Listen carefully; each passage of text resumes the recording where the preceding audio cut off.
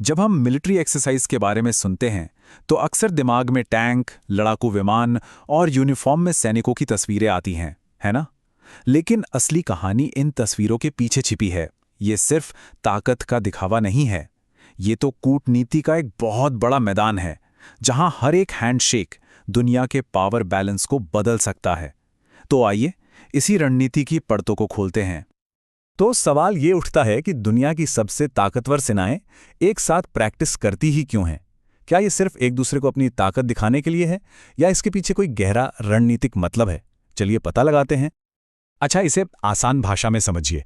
Military exercise एक तरह से एक फुल ड्रेस रिहर्सल है, लेकिन यहाँ किसी नाटक की नहीं बल्कि असल जिंदगी के संकट की तैयारी होती है। मकसद बिल्कुल साफ है, अपनी क्षमताओं को परखना, नई टेक्नोलॉजी को आजमाना और सबसे ज़रूरी दूसरी सेनाओं के साथ ऐसा तालमेल बिठाना कि जब ज़रूरत पड़े तो वे एक दूसरे पर आंख बंद करके भरोसा कर सकें। इसे एक वर्ल्ड क्लास स्पोर्ट्स टीम की तरह सोचिए। किसी बड़े मैच से पहले वे एक साथ ट्रेनिंग कैंप में जाते हैं, एक दूसरे के खेल को समझते हैं, केमिस्ट्री बनाते हैं। ये अभ्यास भी बिल्कुल वैसे ही हैं। ये सिर्फ वॉर गेम्स नहीं हैं, ये वो लैब हैं जहां सेनाएं एक दूसरे के काम करने का तरीका सीखती हैं और वो भरोसा बनाती हैं जो एक असली संकट के समय लाखों जानें बचा सकता है। तो ये अभ्यास सिर्फ लड़ने भिड़ने के बारे में नहीं है। इनके मकसद अब कहीं ज्यादा बड़े हो गए हैं। देखिए, एक तरफ साइबर हमलों से निपटने की तैयारी हो रही है, तो दूसरी तरफ बाढ़ या भूकंप जैसी आपदा में मिलकर लोगों की जान बचाने की भी। इससे पता चलता है कि आज के दौर में सुरक्षा का मतलब सिर्फ सीमाओं की रक्षा करना नहीं रह गया है। और भारत के लिए तो ये अभ्यास सिर्फ सैन्य तैयारी नहीं, बल्कि उसकी विदेश नीति का एक बहुत ही शक्तिशाली टूल है। ये दुनिया भर के देशों के साथ रिश्ते बनाने और उन्हें मजबूत करने का एक तरीका है।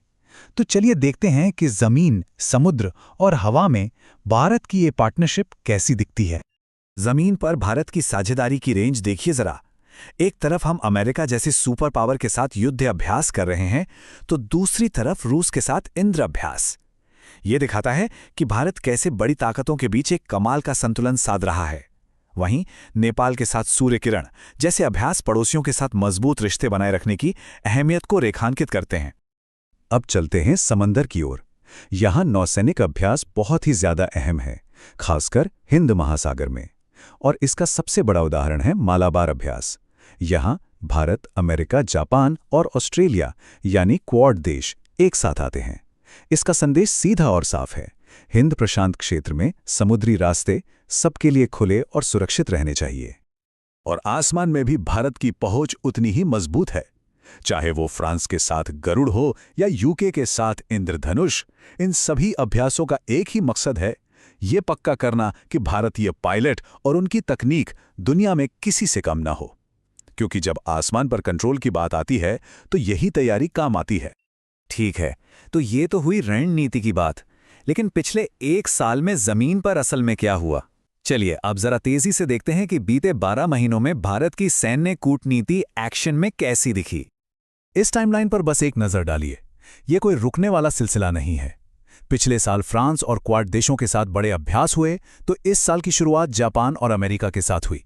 ये दिखाता है कि भारत की सैन्य कूटनीति का पहिया लगातार बिना रुके घूम रहा है। और हाँ, तरंग शक्ति पर खास ध्यान देना होगा। ये कोई मामूली अभ्यास नहीं था। जरा सोचिए, 11 से ज्यादा देशों के लड़ाकू विमान भारत में एक साथ अभ्यास कर रहे हैं। यह सिर्फ भारत की सैन्य ताकत नहीं, बल्कि उसकी आयोजन क्षमता और दुनिया में उसकी बढ़ती साख का सबसे बड़ा सबूत है। फिर आता है टाइगर ट्रायम्फ। ये अभ्यास इस सोच को बदलता है कि सेना सिर्फ लड़ने के लिए होती है। इसका पूरा फोकस इस बात पर था कि अगर कोई प्राकृतिक आपदा आ जाए तो भारत और अमेरिका की सेनाएं मिलकर कितनी तेजी से लोगों तक मदद पहुंचा सकती हैं। ये सैन्य ताकत का मानवीय चेहरा है। और ये एक बहुत बड़ा कदम था। पहली बार भारत और फिलीपींस ने दक्षिण चीन सागर में एक साथ नौसैनिक अभ्यास किया। ये एक ऐसे क्षेत्र में नई साझेदारी की शुरुआत है जो पूरी दुनिया के व्यापार और सुरक्षा के लिए बहुत ज्यादा मायने रखता है। लेकिन आज की लड़ाई सिर्फ सीमाओं पर नहीं लड़ी जाती। खतरे अब बदल चुके हैं, साइबर हमलों से लेकर देश के अंदर जरूरी ठिकानों की सुरक्षा तक। इसलिए भारत के सैन्य अभ्यास भी इन नई चुनौतियों का सामना करने के लिए खुद को बदल रहे हैं। और ये बदलाव बहुत साफ दिखाई देता है। पहले जहां अभ्यास का जोर सिर्फ आमने सामने की लड़ाई पर होता था, वहीं अब साइबर सुरक्षा और आपदा के समय आम नागरिकों की मदद करने पर भी उतना ही ध्यान दिया जा रहा है। सेना अब हर मोर्चे के लिए तैयार हो रही है। और ये बदलाव सिर्फ दूसरे देशों के साथ नहीं, बल्कि सेना के अंदर भी हो रहा है। युद्ध कौशल 3.0 जैसे अभ्यास इसका सबूत हैं। यहाँ ड्रोन, रियल टाइम डेटा और आधुनिक हथियारों को एक साथ इस्तेमाल करने की ट्रेनिंग दी जा रही है, ताकि बैटलफील्ड पर भारतीय सैनिक ज्यादा तेज और सटीक फैसले ले सकें।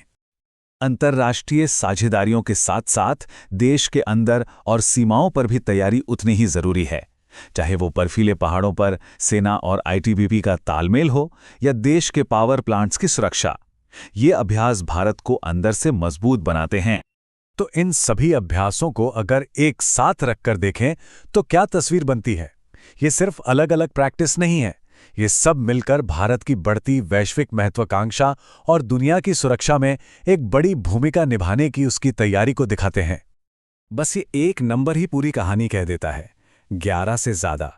जब 11 से ज़्यादा देश अपने लड़ाकू विमान लेकर आपके बुलावे पर एक अभ्यास में शामिल होते हैं, तो ये सिर्फ सैन्य शक्ति नहीं, बल्कि आपकी कूटनीतिक पहुंच और भरोसे का सबसे बड़ा पैमाना है।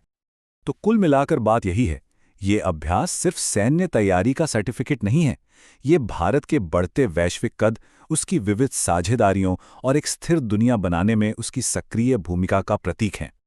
तो आखिर में एक सवाल, आज की इस उलझी हुई दुनिया में सैन्य साझेदारियों का ये बढ़ता हुआ जाल असल में क्या बना रहा है? क्या ये सिर्फ ताकत का एक गठबंधन है, या फिर ये विश्वास और एक साझा भविष्य की नींव है?